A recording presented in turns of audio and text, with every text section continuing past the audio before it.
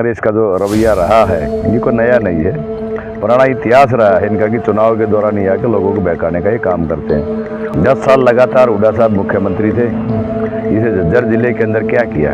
कोई IMT की जो बात है, विधायक जी जो गीता बुक्कल है उनके घर के सामने ही पार्क है, बच्चे बूढ़े बुजुर्ग सभी वहाँ पर आते हैं खेलने कूदने के लिए, लेकिन उन पार्कों की जो है हालत आज भी दयनीय है और पहले भी ऐसी। नहीं, ज़रूरी है ये विधायिका जी ने सोचना चाहिए इस बारे में, क्योंकि पिछली बारी भी जो पैसा मिला था उन्होंने वापस करने का काम किया, और ये झज्जर हल्के का दुर्भाग्य भी है कि चौथी बारी उनको मौका मिला और उनके पार्क के साथ साथ यदि जिस रोड पर उनका मकान है, यदि शहर से उस रोड पर अपने मकान तक वो जाएगी तो साहब को पता लग जाएगी, लेकिन वो कभी शहर के अंदर आती नहीं है। कि ऊपर जो है बीजेपी की सरकार है, नीचे जो है विधायक कांग्रेस की है, उनका पहले भी यही था कि मैं विकास कैसे कराऊं। तो अब क्या उम्मीद लगा सकते हैं झज्जर शहरवासी? कप्तान जी, एक सवाल और है आपसे, जो मौजूदा विधायक रही हैं गीता बुक्कल जी, उन्होंने यहाँ पर कहा है कि हमने विकास के काम किए हैं। अब दोबारा से फिर वही है, सरकार बीजेपी की है।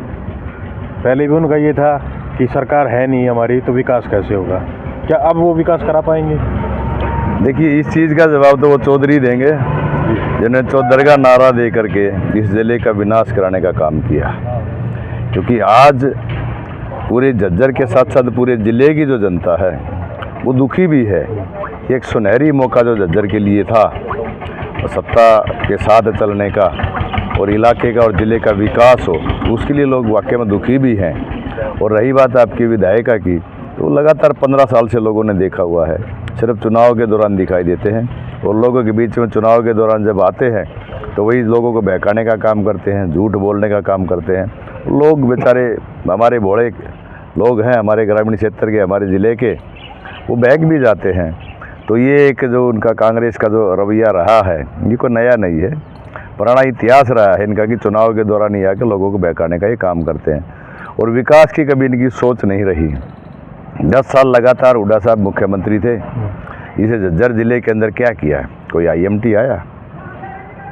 कोई यूनिवर्सिटी आई है? कोई IIM बनाया? कोई इंटरनेशनल स्टेडियम था वो बनाया? कौन सा विकास का काम किया? पार्क की जो बात है, विधायक जी जो गीता बुक्कल है उनके घर के सामने ही पार्क है, बच्चे बूढ़े बुजुर्ग सभी वहाँ पर आते हैं खेलने कूदने के लिए, लेकिन उन पार्कों की जो है हालत आज भी दयनीय है और पहले भी ऐसी। नहीं, ज़रूरी है ये विधायिका जी ने सोचना चाहिए इस बारे में, क्योंकि पिछली बारी भी जो पैसा मिला था उन्होंने वापस करने का काम किया, और ये झज्जर हल्के का दुर्भाग्य भी है कि चौथी बारी उनको मौका मिला और उनके पार्क के साथ साथ यदि जिस रोड पर उनका मकान है, यदि शहर से उस रोड पर अपने मकान तक वो जाएगी तो साहब को पता लग जाएगी, लेकिन वो कभी शहर के अंदर आती नहीं है। वो बाईपास जाती है, अपने घर में घुसती है और वापस चंडीगढ़ जाने का काम करती है। तो ऐसी विधायिका का मैं मानता हूँ कि जो सिर्फ चंडीगढ़ में बैठ के ऐशोआराम की ज़िंदगी जीती हैं, उनको धरातल पर भी आकर लोगों की समस्याओं से रूबरू होना चाहिए। कहाँ लोगों को पानी की समस्या है, कहाँ जल भराव की समस्या है, कहाँ पीने के पानी की समस्याएं हैं, कहाँ रोडों के बुरे हालात हैं, उन चीज़ों को ध्यान में रखते हुए लोगों की उम्मीदों पर खरा उतरने का काम विधायिका जी को करना चाहिए। कप्तान साहब, अब देखा गया है कि ऊपर जो है बीजेपी की सरकार है, नीचे जो है विधायक कांग्रेस की है, उनका पहले भी यही था कि मैं विकास कैसे कराऊं। तो अब क्या उम्मीद लगा सकते हैं झज्जर शहरवासी? देखिए, ये तो एक आम आदमी की जो कमियां होती ना, उनको छुपाने का एक तरीका होता है कि सरकार ने अपोजिशन की है। मैं तो जिला परिषद का चेयरमैन हूँ, हमारी कोशिश रही है कि हर गांव में हाजिरी लगे, और हमने वो काम कराए जो विधायिका जी 15 साल तक जो काम नहीं करा पाई। हमने जिला परिषद के माध्यम से हर गांव में तकरीबन हाजिरी लगाने का काम किया। और अब रही बात ये, तो लोगों को मैं एक संदेश भी देना चाहता हूँ और आश्वस्त भी करना चाहता हूँ कि निराश होने की ज़रूरत नहीं है। शेर अभी जिंदा है, आपके हल्के के काम, आपके अपने काम, आपका भाई कप्तान पर दाना कराने का काम करेगा। शेर जिंदा है आपने बोला है। अभी देखा गया है कि आपको भी अच्छे वोट मिले हैं, हो सकता है लोग बाग अच्छे बदलाव के लिए आपको वोट दे रहे हैं। नहीं, बिल्कुल ये बदलाव की निशानी थी कि जो लोगों का प्यार रहा, और पहली बारी झज्जर हल्के के अंदर इस तरह का जो माहौल में जो चुनाव लड़ा, एक अलग से एक लोगों ने चुनाव का जो रूपरेखा तैयार की, तो ज़बरदस्त तरीके से लोग उत्साह के साथ चुनाव लोगों ने लड़ा। ये लोगों का प्यार ही है, और ये हमेशा मैं चाहता हूँ कि लोगों का प्यार इसी तरह बना रहे। आज बदलाव नहीं कर पाए तो आने वाले समय में करेंगे, क्योंकि मैंने बताया कि थोड़ा चुनाव के दौरान जब कांग्रेस के जो झूठ के वादे, जो लोगों को बहकाना, लोगों को भ्रमित करना, इन DSP से लेकर के और पटवारियों तक की जो भर्तियाँ की जो पर्चियाँ जो इन्होंने शुरू की लेना, उन लोग चीज़ों में लोग बहकने का जो काम किया लोगों ने, लेकिन बार बार काट के अंडी नहीं चढ़ती। अब लोग इनके झांसे में नहीं आएंगे।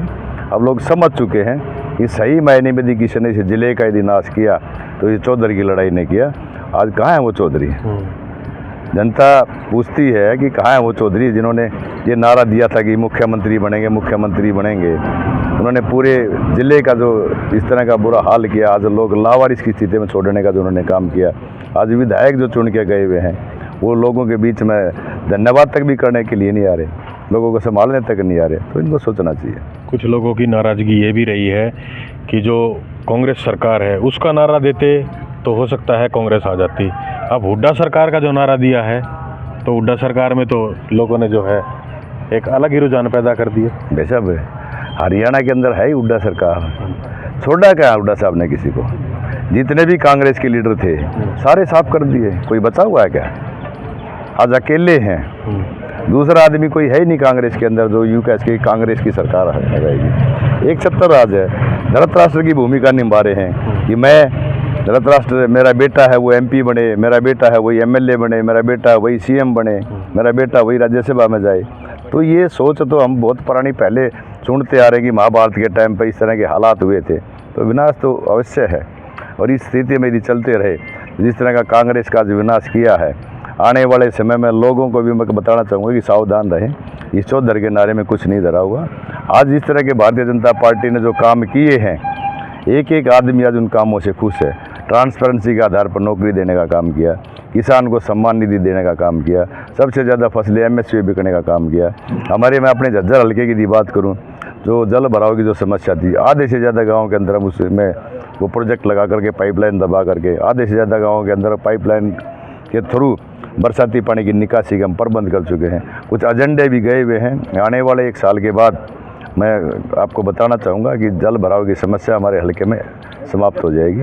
ये सरकार का एक हमेशा से कोशिश ये रही है कि ग्रामीण समाज के लोगों को वो सुविधाएं दें, ताकि जिस तरह शहरीकरण पर सुविधाएं मिलती हैं वही सुविधाएं हम लोगों को ग्रामीण समाज पर देने का काम करें। कप्तान साहब, झज्जर विधानसभा की बात की जाए, यहाँ पर जो विधायक रही हैं वो क्या पता काम करा पाए या ना करा पाए। लोगों ने जो है आपको चुनने का भी काम किया था, लेकिन आप थोड़ा सा पीछे रह गए।